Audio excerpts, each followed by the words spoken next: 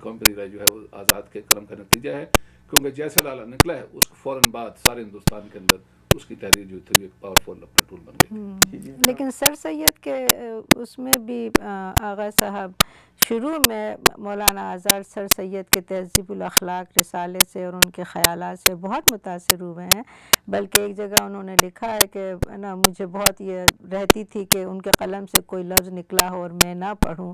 اور اس کے بعد وقت کے ساتھ جب کیونکہ یہ تو سوچنے والے مفکر تھے نا، تو یہ کسی کی نا تقلید کرنے والے تو تھے نہیں کہ جو کہا وہ مان لیا، لیکن شروع میں انہوں نے سر سید کے 17-18 سال کے دیکھا انہوں نے بہت بڑی ڈویژن آئی ہے، وہ ہے ہندوستان کی آزادی کا راستہ ڈھونڈنا. ہندوستان کی آزادی کا راستہ انگریز دوستی کے ساتھ ہے کہ سامنے دشمنی کے ساتھ ہے، اور آزاد کی بڑی تیز اس کے اوپر. یہ صحیح ہے کہ شبلی نعمانی جو تھے وہ سر چشمہ تھے، یعنی دو جیسے آپ فرمایا دو اسٹریمس آف تھاٹس ہیں مسلمانوں کے. ایک اسٹریم آف تھاٹ وہ ایسا نکلا کہ وہ نیشنلزم جو ہے وہ ہندوستانی نیشنلزم تھا، جیسے گاندھی جی نے اپنایا تھا، اس کے بعد مولانا آزاد نے بھی اپنایا تھا. اور دوسرا اسٹریم آف تھاٹ جو ہے وہ ساتھ ساتھ اس کے ساتھ بڑھتا گیا، وہ ہے نیشنلزم ایز ڈیفائنڈ بائی مسلم نیشنلزم. اس طریقے دو اسٹریمز ساتھ ساتھ چلتے گئے، اور کبھی کبھی ایسا ہوا کہ جو اصحاب ادھر تھے ادھر آتے گئے، ادھر جو تھے ادھر آتے گئے. ایسی وجہ سے جناح جو تھے پہلے نیشنلسٹ تھے، اور 1930 کے بعد 1925-1930 کے بعد جو ہے ادھر تشریف لائے. وہ دونوں جو تھے اسٹریم آف تھاٹ یعنی خیالات ساتھ ساتھ بڑھتے نظریے دونوں کے. لیکن یہ بتائیے کہ اس دور کے اندر جو مین اپنا تھیم ہم دے سکیں، تینوں میں مین تھیمز کیا تھے 1910 سے لے کے 1930 تک؟ ان تین اخبارات کے بنیادی موضوعات اور بنیادی اپنا جو متن کیا ہے؟ یہ ایک تھیم نہیں ہے اس میں، نہیں زیادہ کوئی تھیمز تھے نا، سیریز آف تھیمز تھے. ہاں تو سیریز بتائیے کیا تھی آپ کے خیال میں؟ اچھا میری رائے میں ایک تو آبویسلی خلافت موومنٹ تھی. تین تھیمز ہیں، ایک ہے پین اسلامزم، دوسرا ہے نیشنلزم، اور تیسرا ہے اسلامیت. یہ تینوں اسٹریمز جو ہیں ساتھ ساتھ چلتے رہتے ہیں، اور کبھی کبھی وہ ان کا تخلط ہوتا ہے، کبھی کبھی علیحدہ ہوتے جاتے ہیں. اور یہ تینوں ایسا سمجھیے نہریں ہیں، کبھی کبھی ایک ساتھ چلتی رہتی ہیں، کبھی کبھی الگ الگ سامنے بڑھتی رہتی ہیں. تینوں ساتھ ساتھ بڑھتی ہیں. 1930 کے بعد جو ہے تب معلوم ہوتا ہے کہ یہ دو نہریں جو ہیں الگ الگ چلی گئی، اپنی طرف چلی گئی. اس کی بات کرتے ہیں 1930 کے بعد کیا ہوتا ہے، پھر جناح صاحب کیسے مسائل شعور پہ آتے ہیں اور کیسی ان کی آواز سب کی آوازوں میں چھا جاتی ہے، اس کو ذکر ہم سپریٹلی کرتے ہیں. لیکن یہ بتائیے اس کے علاوہ کیا تھیم؟ مثلا خلافت موومنٹ کا تھیم تھا جس پہ سب نے لکھا ہے، جس پہ ان کی دوستیاں بھی استوار ہوئیں اور جس پہ ان کے اپنا پھر تعلقات بگڑے بھی تینوں کے، اور بہت ایک دوسرے پہ بھر گیا، کیونکہ ان کا پھر نتیجہ کہ خلافت کے ختم ہونے کے بعد اب کیا کیا جائے اور کس کا ساتھ دیا جائے، اور جو حکومتیں بن رہی تھیں مڈل ایسٹ میں ان کو سپورٹ کیا، نہ کہ اس پہ اختلاف رائے ہوا، اس سے آپس میں اختلافات ہوئے. اس کے علاوہ آپ نے کوئی اور تھیم دیکھا ہے جس کو ہم نوٹ کر سکیں، جس پہ آپ بات کرنا چاہیں؟ تحریک خلافت کے علاوہ اور کچھ اس کے علاوہ موضوعات دیکھیے کہ آپ کو ذہن میں آتے ہوں جس میں کیونکہ تو تینوں صاحبان جو تھے، اور بھی میں آپ کو بتانا میری بڑی خوشی ہے کہ میں نے رات کو فون کیا خدا بخش اورینٹل پبلک لائبریری پٹنہ میں، اچھا، اور وہاں جو ڈائریکٹر ان کا نام ہے امتیاز احمد صاحب. انہوں نے کمال شفقت میں سے وعدہ کیا کہ ود ان ڈے اور ٹو وہ دیوان ابو کلام آزاد کی فوٹو کاپی جو ہے مجھے اسکین کر میں ڈھونڈ کے ہار گئی ہوں، ڈھونڈ کے ہار گئی. 1993 بائی دیم. انہوں نے کہا ہمارے پاس ایک کاپی رہ گئی ہے، لیکن چونکہ آپ نے فون کیا تو ہم آپ کو ڈیفینیٹلی بھیجیں گے. تو میں آج اس پروگرام کے توسط سے ان کا ان ایڈوانس امتیاز صاحب کا بھی اور ان کی یونیورسٹی ان کے اپنا لائبریری کا بھی خدا بخش اورینٹل پبلک لائبریری پٹنہ میں جو ہے ان دونوں کا شکر ادا کرتا ہوں کہ وہ ایک نادر و نایاب کتاب کا نسخہ ہمیں مہیا کر رہے ہیں. بہت بہت شکریہ ان کا.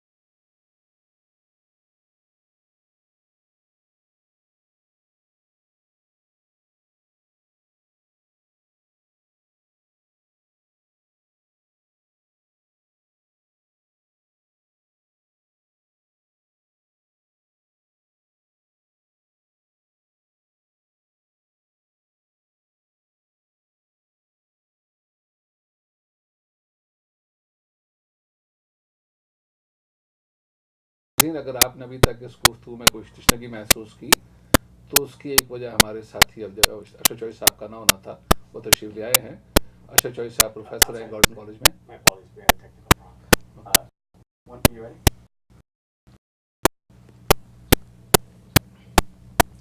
3, 2, 1. Welcome back. नाज़रीन, अगर आपने मौजूदा प्रोग्राम में कोई तशनगी महसूस की हो तो उसकी एक वजह हमारे अजीज़ दोस्त अशरफ चौधरी साहब का ना होना था। वो तशरीफ ले आए हैं। अशरफ चौधरी साहब अपना गॉर्डन कॉलेज में प्रोफेसर थे, आजकल यहाँ पढ़ाते हैं। पाकिस्तान लिंक के अंदर ये कॉलम लिखते हैं वीकली, और उसके अलावा 2 किताबों के मुसन्निफ भी हैं। वेलकम चौधरी साहब। शुक्रिया।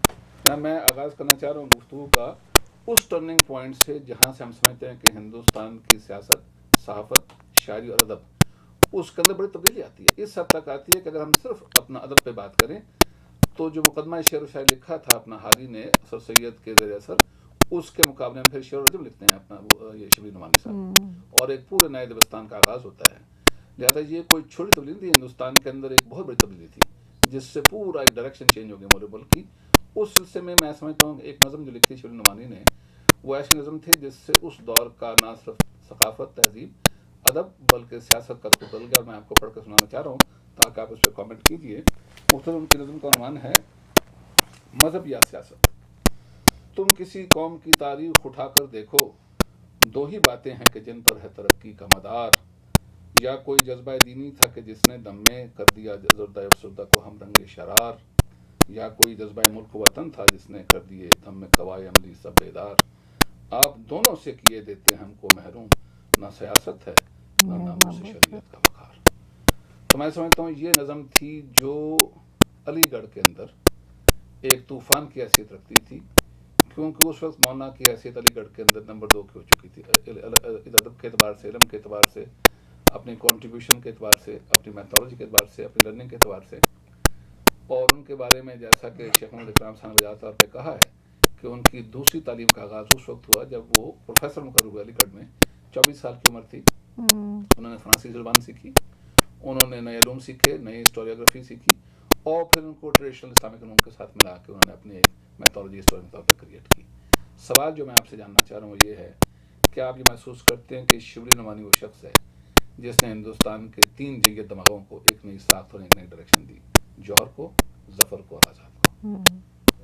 इस पर आपका कमेंट चाहूँगा। आज़ाद, मौलाना आज़ाद के, हाँ, मौलाना आज़ाद के बारे में तो क्योंकि आपने एक ज़माने तक मौलाना शिबली के साथ काम किया है, और जो अगर हम उनकी ज़िंदगी पढ़ें तो उसमें कोई शक नहीं कि मौलाना शिबली के साथ काम करने की वजह से मौलाना आज़ाद को बहुत कुछ सीखने को मिला। लेकिन दूसरी तरफ से ये भी ख्याल रखने की बात है कि मौलाना शिबली ख़ुद मौलाना आज़ाद की बहुत इज़्ज़त करते थे। इस किताब में मुतासर हुए, और बहुत सी किताबें जो अभी शिबली साहब ने नहीं देखी, हाँ, वो मौलाना पहले ही देख चुके थे। और शेख इकराम ने बड़ी उम्दा बात लिखी है उन्होंने कि उस दौर में मुसलमानों का सियासी मरकज़ इस्तांबुल और मुसलमानों का इल्मी मरकज़ काहिरा था, और काहिरा की जदीद तरीन किताबों के ऊपर जितनी असरत अबुल कलाम आज़ाद की थी, हिंदुस्तान के किसी आलिम की नहीं थी। क्योंकि जब सबसे पहले आप मौलाना शिबली से बम्बई में जब आपकी मुलाकात हुई है कॉन्फ्रेंस में, और किसी ने आपसे तारुफ़ कराया, तब तक ये लोग आपके रिसाले की वजह से आपके ना मज़ामीन पढ़ चुके थे। तो मौलाना शिबली ने जाते हुए कहा कि अच्छा, तो वो आपके अब्बा थे, जो आपके अब्बा हैं जो ये मजमून लिखते हैं? तब उन्होंने कहा कि नहीं, वो मैं लिखता हूँ।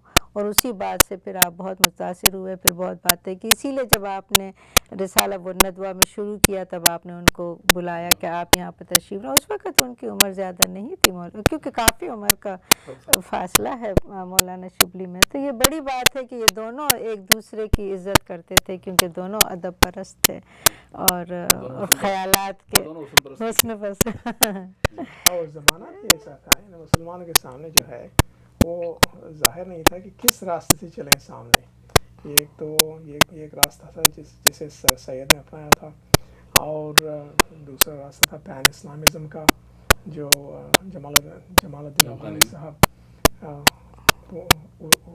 उस रास्ते पर अमल कर रहे थे।